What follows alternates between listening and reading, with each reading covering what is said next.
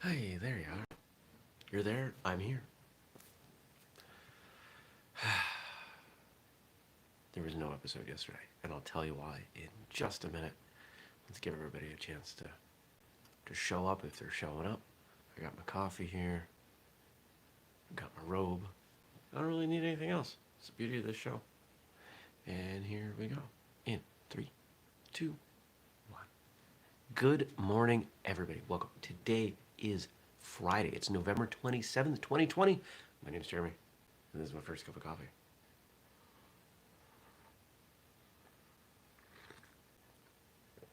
So first off, yesterday, I was fully planning on doing a show until Wednesday night when I went to bed and forgot that I was planning on doing a show. I didn't set an alarm. And when I woke up, I went, oh yeah, I was going to do a show. But it was already too late. It was already like 7. No, I could have rushed and I could have done it. But I said, you know what? If there's one day a year that everybody's not going to watch and that they're going to be okay with me skipping it, it's today. So I did, and laid back down and relaxed, and that was kind of the theme of the day. A lot of food, a lot of relaxation, a little bit of alcohol. Good morning, Frank. And it was a really good day. It was what I needed. So if anybody out there was upset that a show didn't happen, I apologize. But hopefully you can understand. It's one of the pressures about doing a show 5 days a week. You do a show 5 days a week. And, you know, I gave you all the option. Do you want me to upload something or whatever? And I said, you know, I want to do a live show for Friday. So right off the bat, the only thing Whistlekick is doing for Black Friday is we've got 50% off our training programs. It's the only thing we can offer that we can, put a really good deal on. And if you are unfamiliar with the training programs, prices slowly march up as we improve them, and that will continue forever, but you get lifetime access. So it's a one-time purchase. Feedback on the programs from people who have purchased them is overwhelmingly positive. Check them out, whistlekick.com. Use the code BF50 for 50% off. Frank says, today is a great day in martial arts history. Do I know why? I don't think I know why. Maybe Frank will tell me. I got a bunch of stuff to talk about on here from all of you. You gave me some good feedback, comments on Wednesday, and I appreciate it. But I think the first thing I want to say, something I would have said yesterday, is thank you. I am grateful. I'm grateful for you. I'm grateful for your support. I'm grateful that you show up and watch and hit the thumbs up button. I'm grateful for all of it. It's been a tough year. It's been a tough year for all of us. It's been a really tough year for Whistlekick. What's the thing that we sell the most of historically? Protective equipment? Oh yeah, nobody needs that right now. So we're trying to find our way, just as everybody else is. And I refuse to give up. I don't quit. I won't quit. And we just keep plugging along.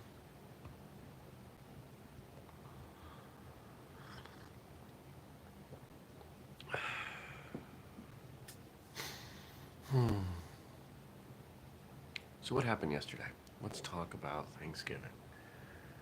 Cooked a bunch of food, hung out, watched some TV, made a disaster in the kitchen.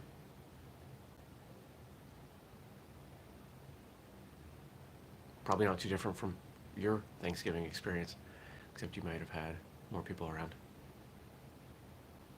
It's okay. Went for a walk.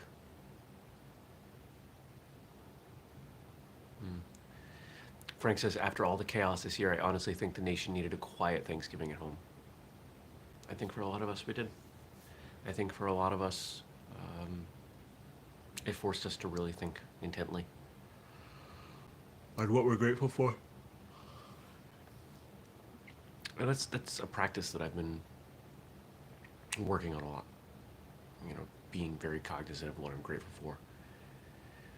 And as I run down that list, one of the things that keeps coming up is what Whistlekick gives back to me. The people that I've met, the purpose that it gives to my life, the education it brings me in the form of learning so much about so many things, whether it's martial arts or running a business. And I'm appreciative. If nobody watched, if nobody paid attention, I wouldn't get to learn all those things. I wouldn't have nearly as many friends. I wouldn't get up at 5:45 and do this. Who knows what I would do? I don't know if I can work a real job. I've never worked a real job. Oh, not quite, but I haven't worked a real job in 20 years. So, there's a lot here, so I want to get into it. I want to start. Frank gave us some stuff from Thanksgiving that obviously I didn't read, and so let's start with.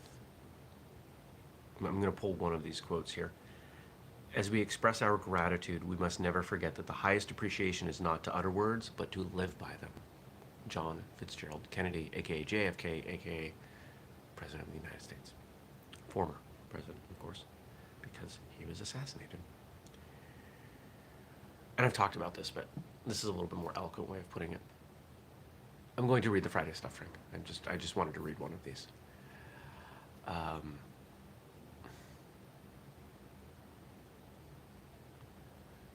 Words are easy. Words are inexpensive. They don't take time. They don't take much effort. And they don't have to be true. Many of the problems in our world today are because of the economics of words, the inexpense. Actions require a lot more. Actions are far more honest. Actions are truer. They take more time. They're more genuine. So, if you are grateful for someone or something, don't just say it, show them. And I hope that I show you. That is my goal, is that you all recognize that whistlekick's a two-way street. What does it require? It requires me giving you things of value and you giving, let's face it, at some point, money back. Some of you, sometimes. That's how any business works, right? I have to give you value. You have to give me money. And I think that's why it's such a wonderful, that's why so many people kind of look at businesses as this real life video game, because there's a score, there's a number, there's something objective you can point at and say, this is proof. Is it the only determinant of success? No, of course not. But it's on the list. It's part of it. And the other stuff's really hard to measure. How do you measure the impact on someone's life? How do you measure bettering someone's life? You can't measure it. You can understand it. You can know it's there.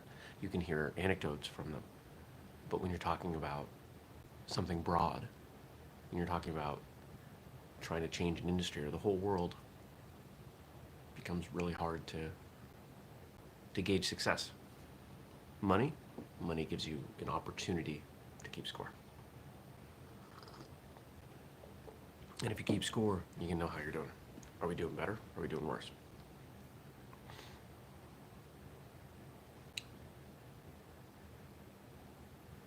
And I got a couple comments here from Wednesday. John says, you, Jeremy, mentioned that you will probably be eating fish for Thanksgiving. Yes, had a really nice piece of salmon. From what I understand, that is probably more likely to have been part of the original Thanksgiving meal than turkey. I would guess so. I would. That sounds vaguely familiar somehow. This tablet, maybe I buy a new tablet today. I don't know. This tablet, just this morning, has been incredibly sensitive. Maybe my fingers are more potent than they used to be. If I look at something, it starts playing. And then on Wednesday, we talked a bit about lying and truth. And Richard says lying sometimes is required to save a life or lives. And I would agree. Yes, sometimes it is. I would counter, though, that I suspect a majority of those times the situation that occurred that requires lying to save lives started out with lies. If we take a big step back, because it's an easier example, if we think about, geopolitics, just global stuff and some of the things that go on in espionage and whatever, you could make the argument, well, we have to do this to protect these people. Okay? You're telling me that there weren't lies going back years or decades or whatever that initiated all that? It's all a game of lies. And something I realized last night as I was contemplating over, it's still sitting here on the table, so I'm going to show you.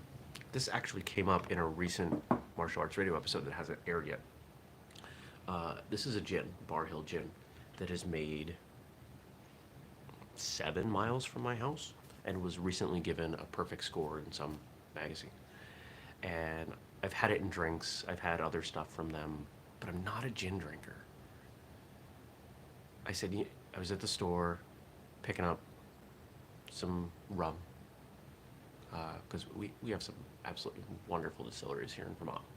Anyway, I picked up a small bottle of that, not knowing if I was going to like it, and it's amazing. It's one of the most delicious things I've ever had. It's made from local honey. They use local Vermont honey in their local Vermont gin, and it's just a cool company. So, if you like gin, try to find it. Bar Hill, super tasty.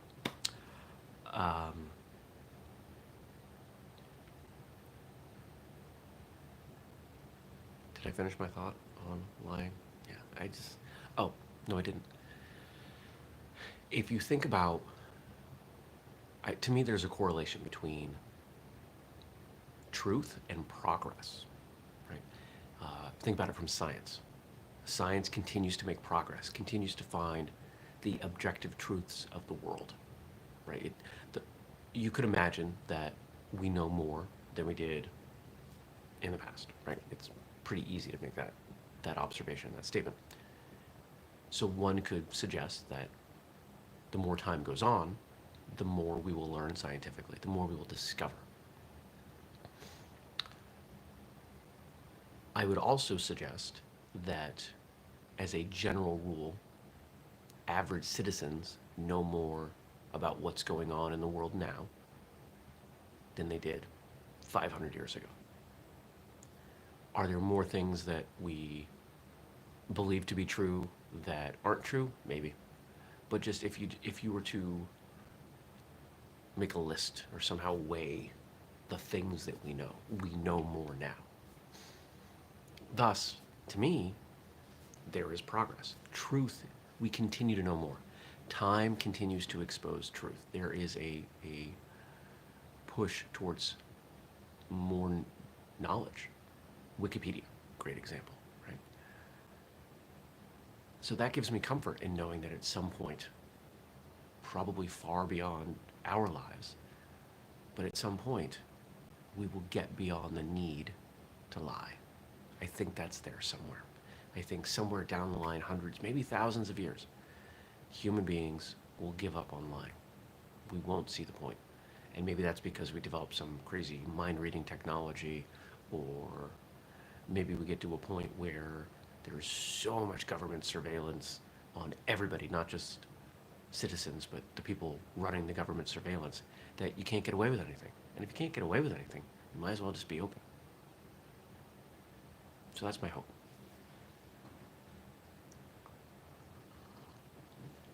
And now for Friday stuff. Coffee's a little weak today. I didn't have quite as much ground up as I wanted. All right. The jokes for Funday Friday, because it is Friday. What kind of vegetable would you like tonight? Beats me. What happened when the turkey got into a fight? He got the stuffing knocked out of him. Why did they let the turkey join the band? Because he had the drumsticks. How can you send a turkey through the post office? Bird class mail. Good morning, Nathan. What sound does a space turkey make? Hubble, hubble, hubble. Why did the police arrest the turkey? They suspected foul play. What has legs and can't open doors? People blowing up my phone. What key has legs and can't open doors? There we go. A turkey. Good stuff. Friday. Oh. Today, Friday, November 27th, 2020, would have been Bruce Lee's 80th birthday. And we got 5 quotes here from Frank. Bruce Lee. Closest I'll ever get is my interview with Shannon Lee, which, if you haven't checked that out, you can go back. What is that, about 100 episodes or so? Somewhere in the mid 4s, mid to late 4s, 400s. It was great talking with her. We had a really good conversation. And I think she's doing a great job furthering her father's legacy. You know, giving so much to something that took her father's life, took her brother's life, and she wasn't old enough to know either of them terribly well when they passed. Well, she knew her brother. I'm sorry. She knew her brother when he passed because he was an adult. The 2 kids were quite young when he passed. And to be such a conscious steward of his legacy, I think is pretty great.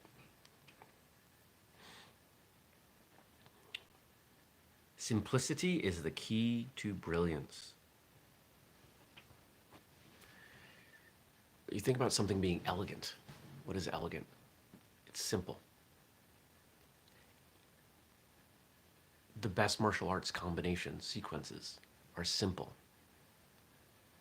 They get the job done without wasted effort, without excess. Doesn't mean necessarily that there isn't space for dramatic and flashy, because what if the takeaway is not applicability on the street, but rather dramatics? And it can go too far, right? Like, you still want to have some element of simplicity through everything. What's the core of it? And I think you can look at any system, you can look at any thing that we deem to be valuable and find something simple in it, something truly valuable. How many people spend how much money on coffee every day? Right? Coffee is simple. It's a bean, a berry, really. And we dry it and we cook it, and then we grind it up and put hot water on it. It's pretty simple. But it's valuable for what it does, because it does what it does really well. It tastes awesome and wakes you up. And I think no matter what you look at, you can find that simplicity. In martial arts, some people describe it as economy of motion, and I would say that applies. If you've ever been in a sparring match and come out swinging, gone really, really intensely, and burnt out in 20 seconds, and then your partner or opponent decided to crush you because they could, because you were exhausted, there's some proof. Simplicity, economy. Emotion can be the enemy. If you give in to your emotion, you lose yourself.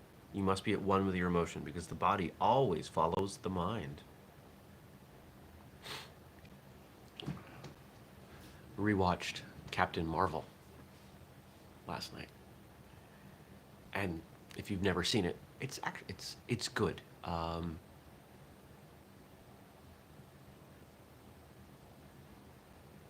In the way that it was done, I would kind of place it in between the humor of, if you like the Guardians of the Galaxy movies, it's not quite as funny, not quite as light-hearted, but similar. I mean, a little bit less. But in that movie, they call attention to that emotional piece quite a few times the ability of the main character to control her emotions and how difficult that is and the consequences of that. There are rarely times where inability to understand, connect, and control your emotions is not incredibly valuable. There are times when you don't want to control your emotions. If you feel love or grief or sorrow, I mean, these are all things that you don't want to keep bottled up. It's better for the world. It's better for you to express those. But that doesn't necessarily mean there's always a time. Let's say, it's a great example. Let's say you get some great news at work. A friend celebrating some really positive thing in their lives, and they've texted you. It may not be appropriate for you to jump up and down and cheer and really celebrate in the way that you would if you were at home or with them. You gotta put it on hold. So controlling emotions doesn't mean stuffing them down. It means treating them as, it means delaying them. It means finding time and place to share them with yourself, with the world. It doesn't have to be with another person. So what about when you get into a fight? There's an episode that Andrew and I have coming where we're talking about fights as they relate to communication. That a fight is always going to result, well, not always result, poor communication will always precede a fight. And so what about the emotional component of a fight? You know, how often do when people fight, they're mad at each other? I don't know too many circumstances where people who aren't upset with each other, aren't angry, aren't whatever, going to engage. So if one of those people can retain control of their emotions, that fight doesn't need to happen. It can be avoided. And if you know my history, you know that I have said many times the only way to win a fight is to avoid it. There's no winner in a fight. You can lose less, but you still lose.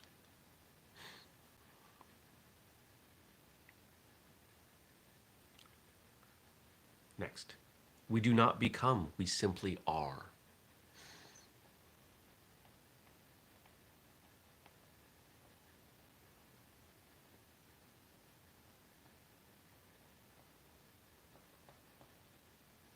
Not quite sure where he was going with this. My best guess, based on my understanding of his philosophy, is that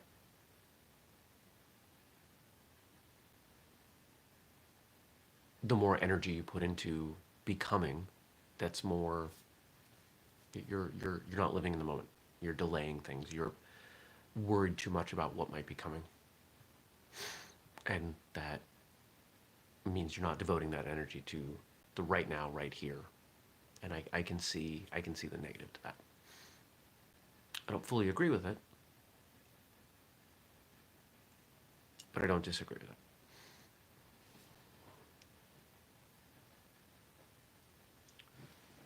Here's a good one. Learn the principle, abide by the principle, and dissolve the principle. In short, enter a mold without being caged in it. Obey the principle without being bound by it. Learn, master, and achieve. A principle is a guide. It's a parameter. It's something that we use to understand ourselves, our place in the world, or if we're talking about martial arts, you could think of it as rules and combinations. And as we understand them better and better, we no longer need them because we've learned what those can teach us. There's a quote that we put out over social media from me that it's always funny when I it's always funny when I see my face and my words come out because I don't run the social media. If I come up with a quote that I think has some merit, I'll throw it over to the social team, and they've got a running list. Some of them are in Martial Artist Handbook, too.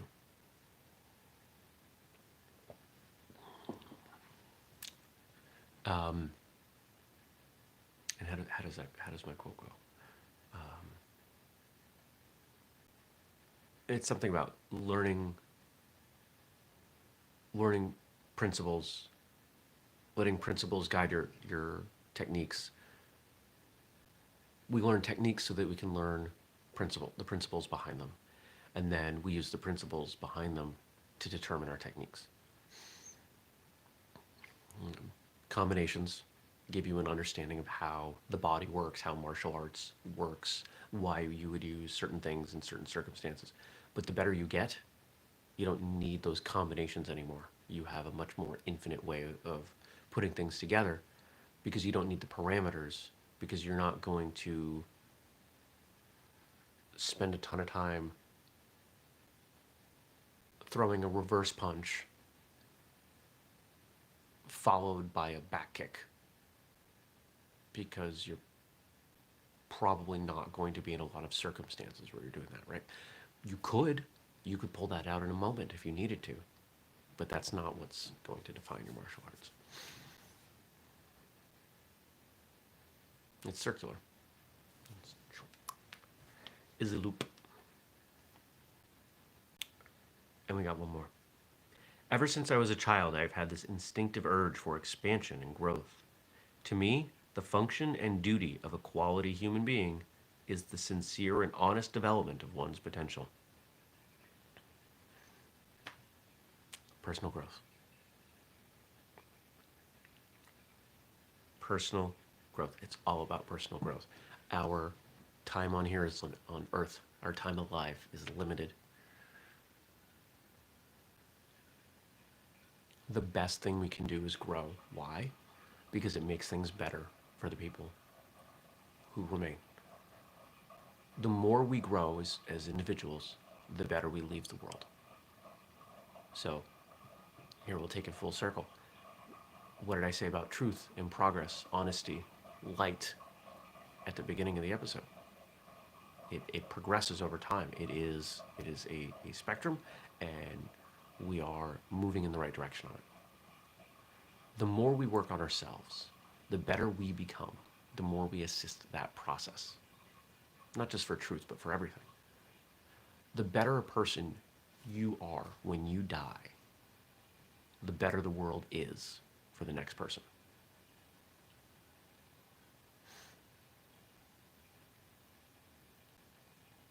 I don't know how else to say it. And as martial artists, we are in a unique position to truly help the world. Personal growth, self-defense, health. We check more boxes with what we do than any other activity. You cannot show me anything else that gives you all three.